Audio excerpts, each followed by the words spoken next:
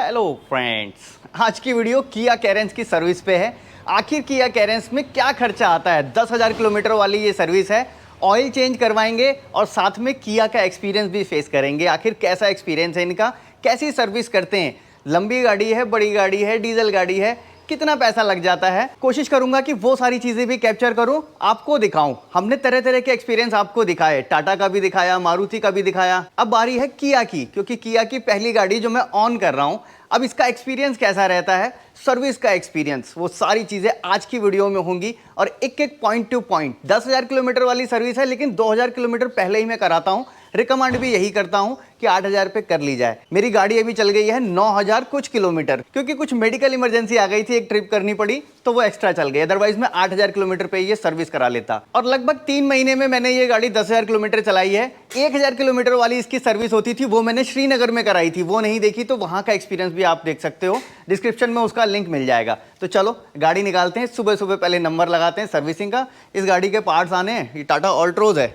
अभी इसके पार्ट्स आएंगे तो फिर हम इसमें भी काम करेंगे। अभी देखो किया सर्विस पे पहुंचने वाले हैं, लेकिन इससे पहले मैं आपको इसकी कुछ डिटेल बता देता हूँ। 9,320 किलोमीटर अभी ये गाड़ी पूरी चली है। 8,500 किलोमीटर पहले मैंने इसका मीटर ट्रिप कर दिया था, उसके बाद से फिर रीसेट किया ही नहीं। उसमें MID में माइलेज कितना आया है वो दिखा देता हूँ आपको। 8,580 किलोमीटर पहले मैंने ट्रिप किया था। 255 घंटे गाड़ी चली है। इसमें 19.3 का माइलेज इसने गाड़ी ने दिया है। टोटल गाड़ी की रीडिंग 9,320 किलोमीटर। अब ये जो पूरे मैंने किलोमीटर चलाए हैं 9,320, इसमें एक लॉन्ग ट्रिप की है मैंने, लद्दाख की ट्रिप। कश्मीर, लद्दाख, मनाली ये सब होते हुए गए थे। लगभग 3-4 हजार किलोमीटर गाड़ी वहीं चल गई थी। बाकी का यह गाड़ी लोकल में ही चली है। कभी थोड़ा बहुत दिल्ली विल्ली का ट्रिप लग गया तो अलग है, अदरवाइज लोकल में ही चली है। अब इस ट्रिप में मैं जो रास्ते में कहीं मुझे रुकना पड़ता था तो मैं सोता भी गाड़ी में था, AC चला के।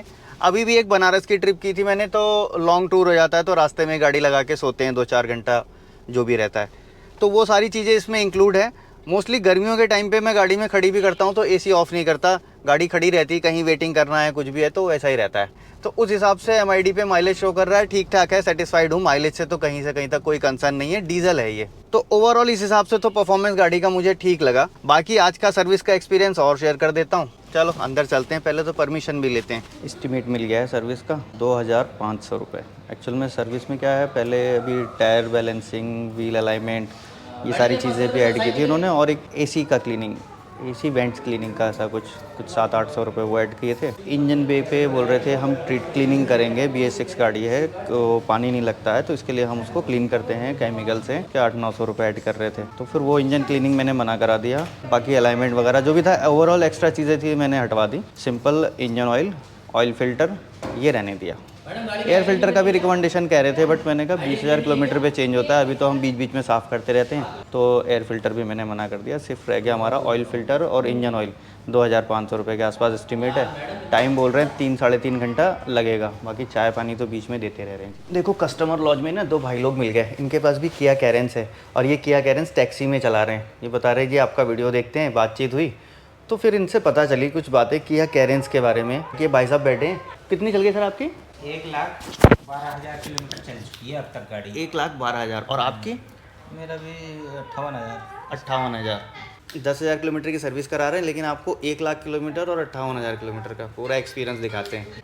एक चीज़ और है, देखो ये डीजल वाली गाड़ी में DPF का, बाकी गाड़ियों में देखा ना, महिंद्रा की थार, देखो एक भाई साहब कमेंट कर रहे थे कि हर 300 किलोमीटर पे मेरी लाइट आ जाती है DPF रीजनरेशन की। उसके बारे में बड़ी क्यूरियोसिटी है कि इसमें क्या होता है। तो अभी तो हमारी गाड़ी में ऐसा कुछ आया नहीं, इनसे पता करते हैं। DPF की लाइट आई कभी? नहीं, मेरे पे कभी नहीं आई। हम तो जैसे गाड़ी स्टैंड पे लगा के AC चला के भी रात को सो जाते हैं इसमें तो कोई। अच्छा, स्टैंड पे लगा के गाड़ी रात को सो जाते हो तब भी कोई दिक्कत नहीं? अच्छा, कितना रात भर में कितना डीजल लग जाता होगा? 3 लीटर के समथिंग। 3 लीटर के समथिंग। तो पूरी रात में 3 लीटर डीजल? बड़ी मुश्किल से अगर पूरी रात चला है तो हाँ। जैसे कूलिंग ज़्यादा करने लगता है तो बंद कर देते हैं। हैं। हाँ। मतलब फिर भी 3-4 लीटर में काम हो जाता है? 3 लीटर मुश्किल। 3 लीटर में? हाँ। बढ़िया है जी। इसका जो यूरिया पड़ता है कितने में डाला हो आपने, जब 1,00,000 किलोमीटर चला ली है? तो 1,00,000 चलिए, पहले मेरा पड़ा था 40,000 रुपये पड़ा था करीब, ऐसे ही 3 लीटर के करीब आया था। 40,000 रुपये 3 लीटर आ गया था। हाँ। फिर उसके बाद में 80,000 में डलवाया था। फिर थोड़ी सी दिक्कत आई थी, चेक यूरिया सेंसर बता रहा था वो ख़राब हो गया था। अच्छा। फिर सर ने बताया यहाँ पे ऑर्डर पे पार्ट्स मेरा लगा हुआ है। हाँ। अभी 2 महीने हो गए, अभी तक तो आए नहीं था पार्ट्स। 3 पार्ट्स थे, एक रियर शॉकर था, एक अच्छा। बूम सॉकेट था जो स्टीयरिंग का ब्रेक मारते धड़ धड़ की आवाज़ आ रही थी। तो 2.5 महीने से वो आया नहीं था। अब बोल रहे हैं हो सकता है आज आया हो, तो आज गाड़ी में लगाएंगे पार्ट्स ये। अच्छा, तो ये वारंटी में ही होगी अभी तो? हाँ, अभी तो वारंटी में ही है। वारंटी में ही है, 1 लाख किलोमीटर क्रॉस कर दी। हाँ हाँ बढ़िया जी। कितने, 3 साल की है ना शायद इसकी? हाँ हाँ। यहाँ अच्छा। टैक्सी की तो 1 लाख या 1 साल की है, पर मेरी एक्स्ट्रा पहले ही हो गई थी, हाँ, बढ़ाई एक्स्ट्रा- हुई थी। हाँ, एक्स्ट्रा वारंटी अलग से ले रखी थी पैसा हाँ, दे के। हाँ। तो वो मेरी अभी है। टाइम कितना हुआ? 1 साल हुआ गाड़ी को? जुलाई में हो जाएगा, 2 साल हो जाएंगे पूरे। 2 साल में गाड़ी 1 लाख किलोमीटर कुछ चली। उन्होंने 40,000 किलोमीटर में कितना यूरिया बता रहे थे आप? 3 लीटर। 3 litre urea. उस हिसाब से यूरिया की खपत बहुत कम है किया में। यहाँ पे मैं कई लोगों से मिल लिया अभी तक, लेकिन ऐसा कोई DPF इशू वाला कोई दिखा नहीं। देखो बीच बीच में ना ये सारे एक्सपीरियंस आपको लेने चाहिए, लोगों से बात करते रहना चाहिए। आप अगर कोई गाड़ी लेने का प्लान कर रहे हो तो उसके ऑनर्स से मिलते रहो, और रियल ऑनर से, एक्चुअल में रियल ऑनर हो, क्योंकि आपको आजकल जो मिलेगा ना यूट्यूब पे बहुत सारे पेड ऑनर्स मिलेंगे। भाई साहब बता रहे हैं थोड़ा सा पार्ट्स की प्रॉब्लम है, पार्ट्स इनके जल्दी ऑर्डर पे आते नहीं हैं। कितने महीने पहले डाले थे आपने ऑर्डर? अच्छा, ये भाई देखो साहब 25 तारीख तीसरे महीने को लगा था ये ऑर्डर पे, अभी तक नहीं आया। 2025 में। हो सकता है आज आया हो, फिर भी अच्छा। लंबा समय होगा ना भाई साहब। लंबा ये हो देखो गया ना। आप 3 महीने में पहले इन्हें पार्ट्स लगाए थे, हाँ। फिर आज 6ठा महीना चल रहा है भाई साहब। हाँ, थोड़ा सा पार्ट्स का है ये, और प्रॉब्लम सॉल्व हो, अदरवाइज़ गाड़ी तो ज़बरदस्त है। एक भाई साहब अभी बैठे थे, वो भी कैरेंस वाले ही थे। वो बता रहे हैं मैं पेट्रोल की गाड़ी चलाता हूँ, अभी आएंगे तो मिलवाऊँगा आपसे। पेट्रोल की कैरेंस है, और उन्होंने कैलकुलेट करके 23 तक का माइलेज निकालते हैं। हमको लोग क्रिटिसाइज़ करते हैं जी इतना माइलेज आप कैसे निकाल लेते हो, खाली दिखा रहे हो, खाली बता रहे हो। अब देखो सामने बैठे हैं, अभी आते हैं। किधर कहीं चले गए भाई साहब वो बैठे थे? हाँ, बाहर चले गए, अभी आएंगे। अभी आते हैं ना तो मैं मिलवाता हूँ। धीरे धीरे भीड़ बढ़ती जा रही है। एक भाई साहब और आए हैं टैक्सी, ये इनकी भी टैक्सी में चलती है कैरेंस से। भी मैंने बातचीत की ना तो ये बता रहे हैं मेरा ना एक DPF एक बार चेंज हो गया। मेरे को देखो कंसर्न DPF का ही है, मैं इसके पूरा डेटा जमा कर रहा हूँ, किसके साथ कितना हो रहा है, क्या प्रॉब्लम आ रही है, कैसे कर रहे हैं, और कौन सी कंपनी इससे कैसे मतलब टैकल कर रही है। अब ये बता रहे DPF मेरा एक बार चेंज हुआ। कितने दिन पहले चेंज हुआ था सर? 1 साल हो गया। 1 साल पहले। 1 साल और उस समय गाड़ी कितनी पुरानी थी? लगभग 7-8 महीने के बाद चेंज हो गया। 8 महीने में कितनी चला ली थी?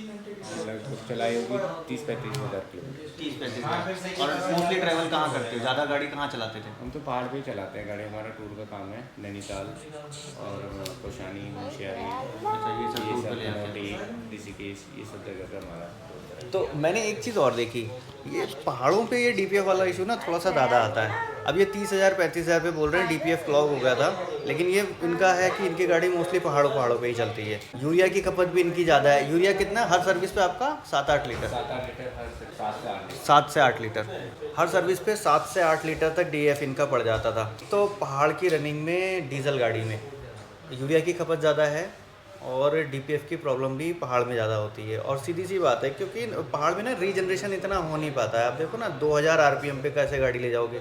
2000 RPM पे जब किया कैरेंस डीजल जाती है तो लगभग 105-110 किलोमीटर की स्पीड होती है। अब 110 की स्पीड पहाड़ पे तो पॉसिबल ही नहीं है, वहाँ तो 40-50 पहुँच जाए वो बहुत बड़ी बात है। तो मेरे ख्याल से ये भी एक कंसर्न हो सकता है। अभी और डेटा स्टडी करेंगे तब पता चलेगा। बाकी बाहर का डेटा है मेरे पास जापान का, कि कैसे चल रहा है वहाँ पे, क्या क्या है।